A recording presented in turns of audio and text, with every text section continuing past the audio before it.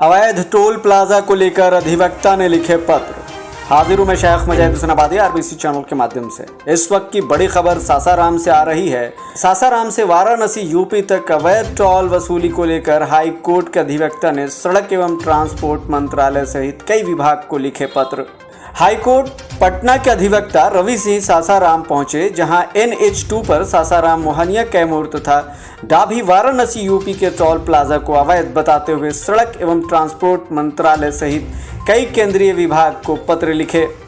उन्होंने सासाराम मोहनिया डौभी यूपी के toll plaza पर सवाल खड़ा करते हुए कहा है कि सासाराम से मोहनिया की दूरी 49 किलोमीटर है, जबकि मोहनिया कैमूर से डौभी वाराणसी यूपी की दूरी 59 किलोमीटर है। ऐसे में NHI के नियमों को दरकिनार कर नेशनल हाईवे में आने जाने वाले लोगों से टोल प्लाजा के नाम पर अवैध राशि ली जा रही है।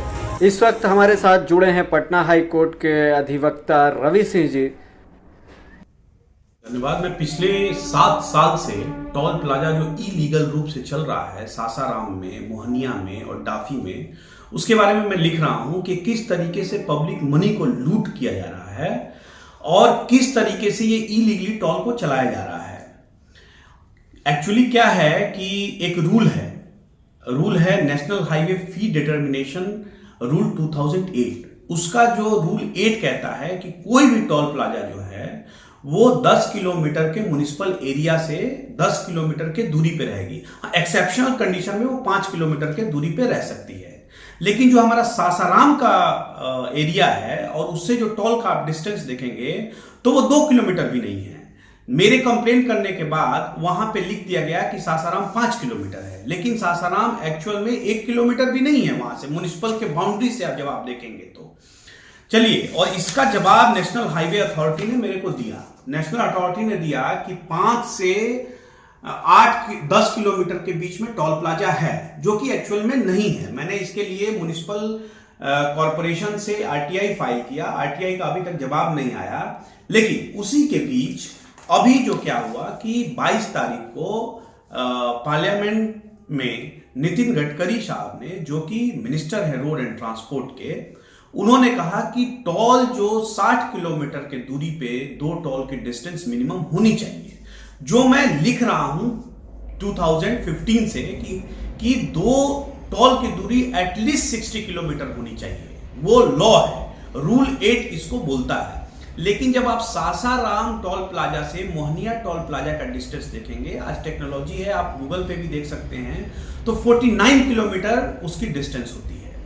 इसके बाद जो मोहनिया से डाफी वाराणसी का जो टोल प्लाजा है उसका डिस्टेंस आप देखेंगे तो 59 किलोमीटर है।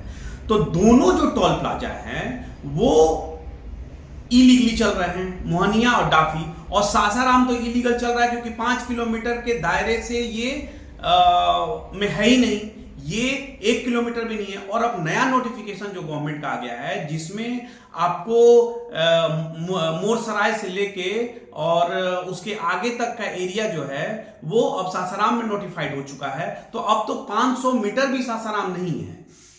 और इसको टोल प्लाजा कलेक्शन जो हो रहा है वो पूरा इलीगल तरीके से हो रहा है। और आप सोचिए कि तीनों टोल प्लाजा का जो कलेक्शन होता है पर डे का, एज पर इंफॉर्मेशन है, वो 1 करोड़ रुपया मिनिमम है। वो कभी कभी 2 करोड़ रुपया भी जाता है।